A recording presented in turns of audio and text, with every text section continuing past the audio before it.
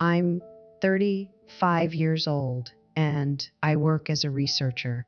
I don't have any special skills, but been studying hard since I was a child. I got married a year ago. We don't have any children. I reunited with my husband, Chris, at our high school reunion, and we started dating again. In high school, he was a heartthrob, good looking, stylish, athletic, and he was the captain of the football team. He stood out in his class. He even had a fan club from another, and all the girls in the class liked. Of course, I was one of them.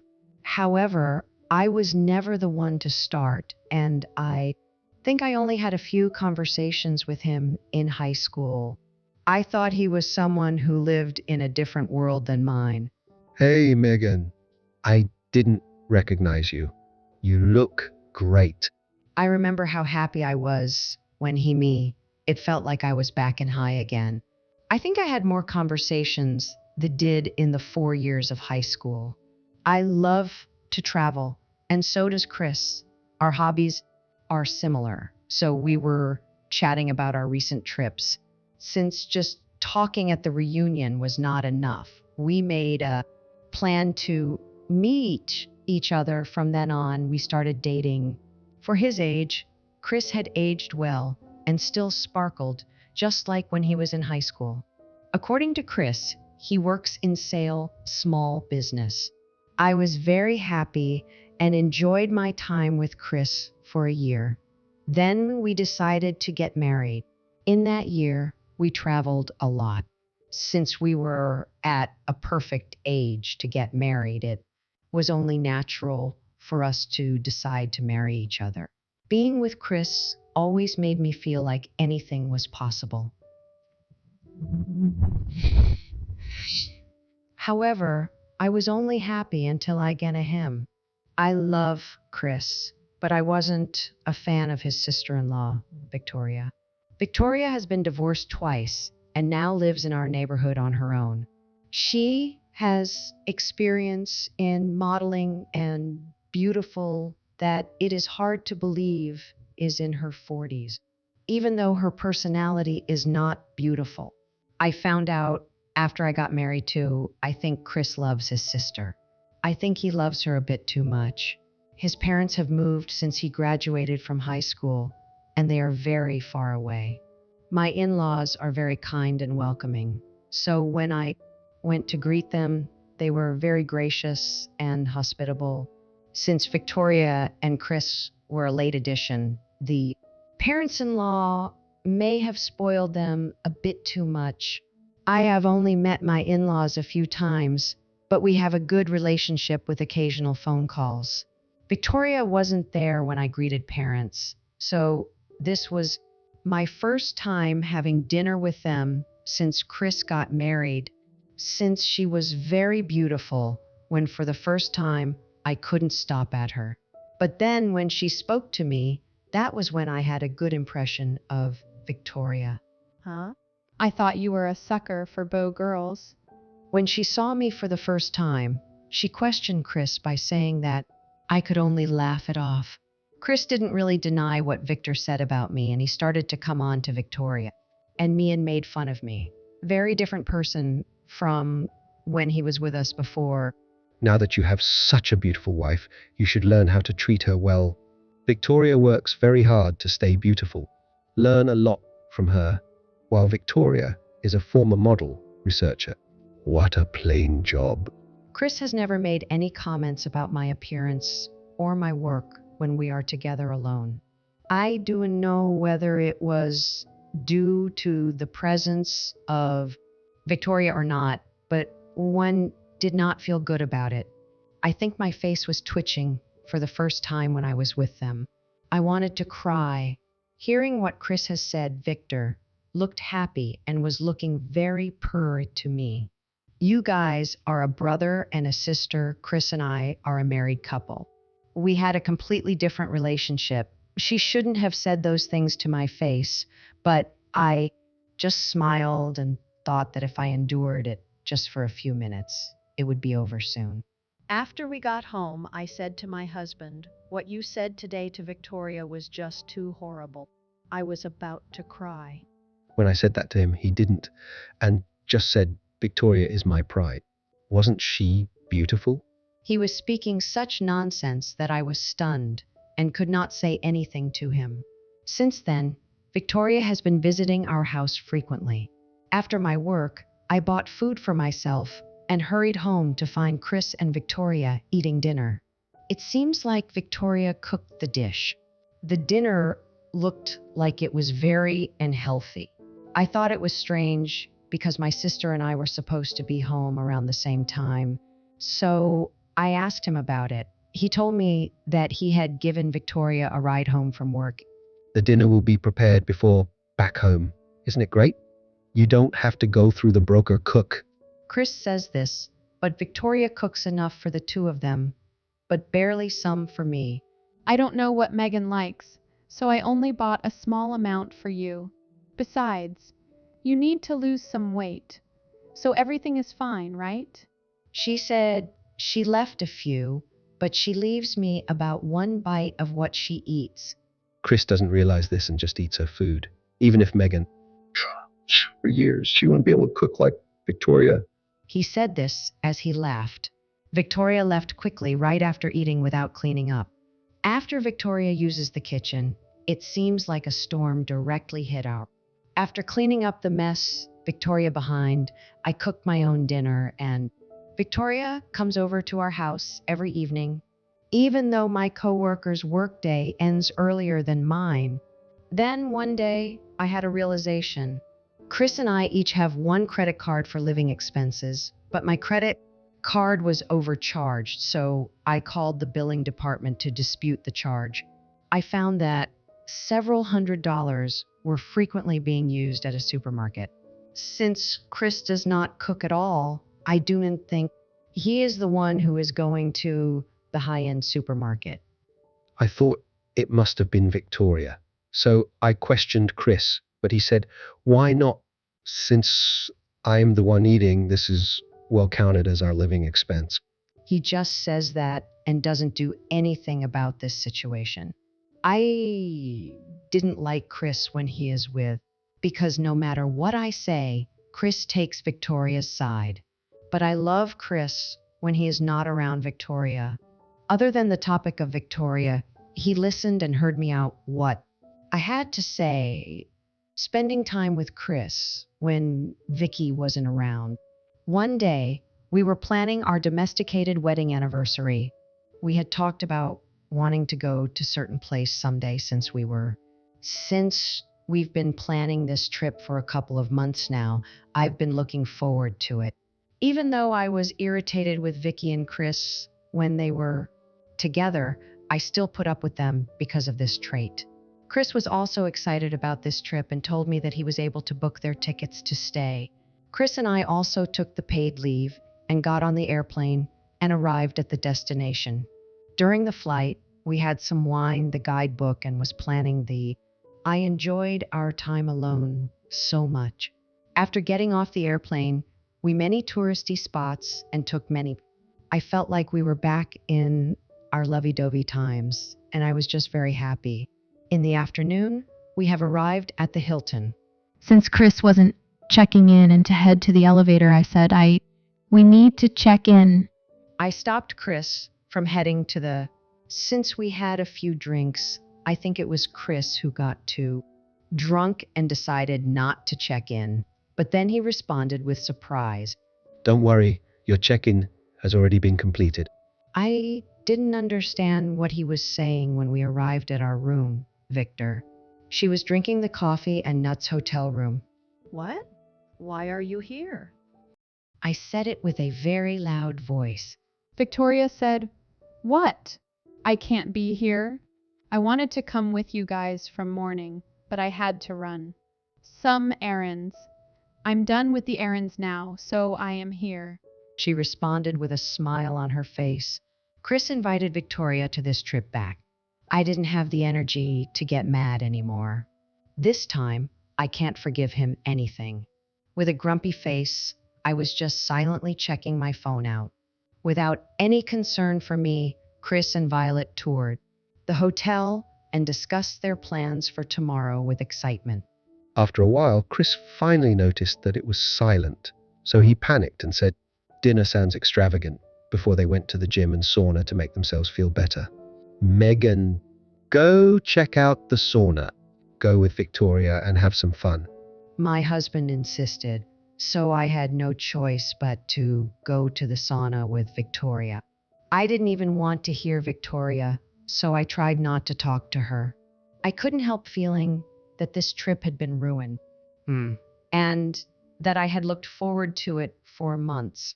It is a trip that is meaningful.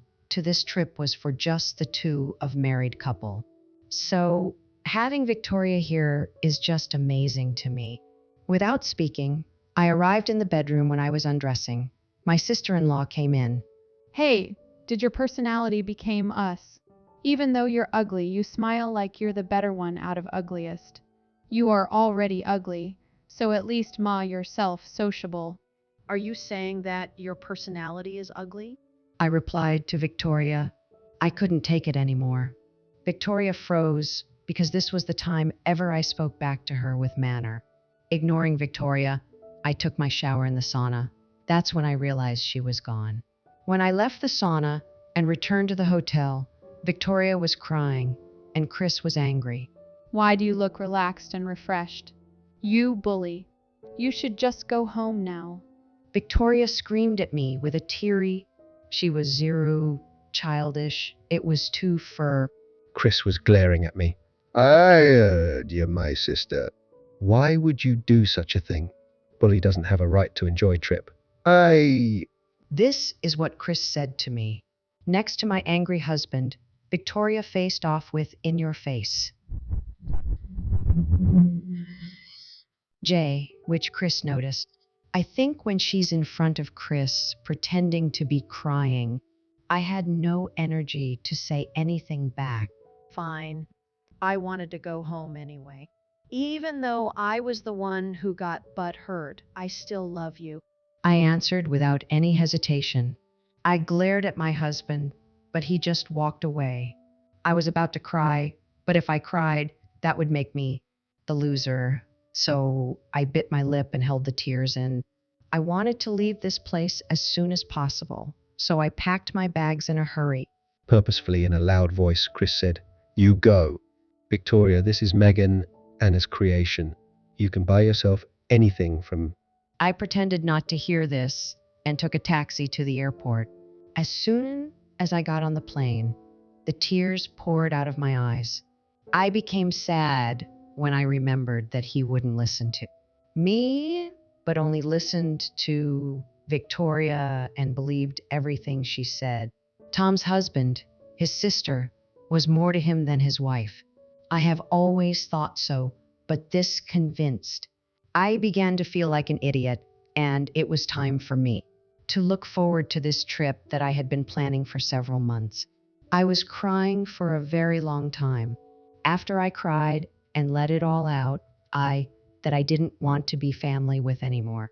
As soon as I got off the plane, I my phone and called a certain place.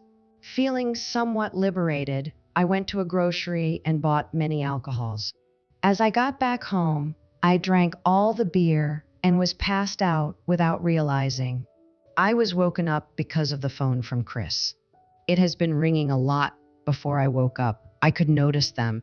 Maybe I was just exhausted from yes. Even when I got out of the bed, they kept ringing. But instead of picking, brushed my teeth. I didn't pick up his calls because Chris was calling me. When Chris and Victoria tried to check out of the hotel, they were told there was no way. Why is this happening? I was able to use this yesterday. "Are you joking me? I'm going to make a call." I bet they had a conversation like, the credit card Victoria took out to the stay was denied, which as it should be. The phone call I made when I got off the plan was to the credit card company to stop the credit card. My salary was double my husband's, was paying for all the living expenses. The credit card which Chris has given Victoria was charged to my bank account. I have asked Chris to contribute towards travel expenses many times, but this year he never paid anything. The ownership of the credit card is. I called the call center to inform them that I had lost my credit card, so I wanted to be stopped. After ignoring the phone calls, I finally picked up the phone and heard Chris Victoria speaking angrily. I couldn't understand what he was saying because there was a lot of background noise. I thought my eardrums were going to burst because he was screaming at me. He must have been in a great hurry. That is my credit card. Since I didn't stay at the hotel, I need to pay. I said it in a cheerful voice. As soon as I said that, he said I was you. Stop joking around. What are you going to do about this? We can't go home. He was shouting. Thinking about him shouting made me. Why don't you do some work at the payoff for the stay? Oh, by the way, we're getting a new diva. Bye. As I said that, I hung up and turned off my phone. Then I got ready, went to the bureau to get the divorce papers, and packed my husband's belongings. I was humming without realizing. By then, I was no longer sad. Instead, I was looking forward to being single. Then Victoria and Chris came home. Don't be stupid. Do you know how embarrassed we were? Wow, your personality is hideous. What you did was just so malicious. Did you enjoy humiliating us? You're just too horrible. From the entrance, she was yelling at me. They were both angry, as if they had told me to leave, and in middle of the trip. I put on my calm face and answered, I don't care what you guys have to say anymore.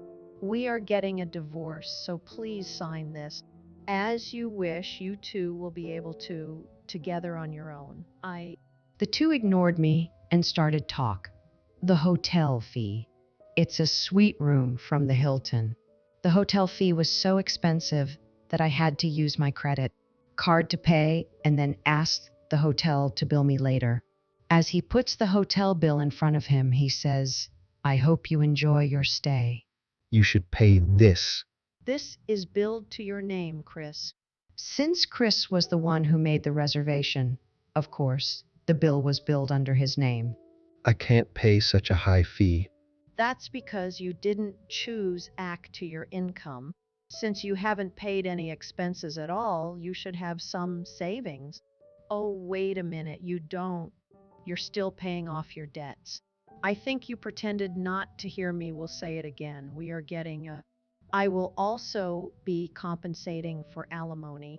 The reason why he was so stubborn about paying his living expenses was because of his debts. The amount exceeded $50,000. He was paying back the debt with Mo's salary each month and borrowed more to pay off the shortfall. He had been hiding this fact from me whole year we have been together. My husband has talked a lot about what happened when we reunited at the reunion. Even though he was the same age as I, he had traveled many more times than I had told me that he always used economy class for travel. When we got married and I found out his income, I couldn't understand how he could afford such an extravagant trip. But then I realized that he had taken on debts for it. This trip was also extravagant too, depended on my income. When Victoria heard about the debt, speechless with disbelief. You have a horrible taste. You want my documents? No way. I am not leaving. This is also my house. If you don't like it, you get out. Don't you remember? This house is under my name. I packed all of your belongings for get out. If you don't leave, I will call the police. When we rented the house, my husband filled out the paperwork with my nan. I thought this was because I had an income greater than his, but it was because he would not be able to get the house due to debts. After hearing the word police, Victoria left the house with the diary. When they were at the door leaving, I will send your beautiful Victoria's house. I hope you two will get along. I told them with a very loud voice. I didn't get any answer from them, but it was so much better. After that, my husband was so broke he tried to file a divorce settlement for alimony. but his request was denied, and it was me who got the alimony. It was quite ugly to see my husband lying about what was and wasn't true, being very desperate for alimony in the divorce settlement. It was a moment that reminded me that it's not always about the outcome. I became single again. I continue to travel, and visiting my own country is my greatest refreshment in life. I recently started dating a coworker. He may not be a good-looking guy, but he has a great personality. He has helped me many times since I joined the company, and I respect him a lot. Although I am not planning to get married yet, I am very happy now. He seems to have an older sister, C, going to make sure to meet and get her before we get married. I'm Megan,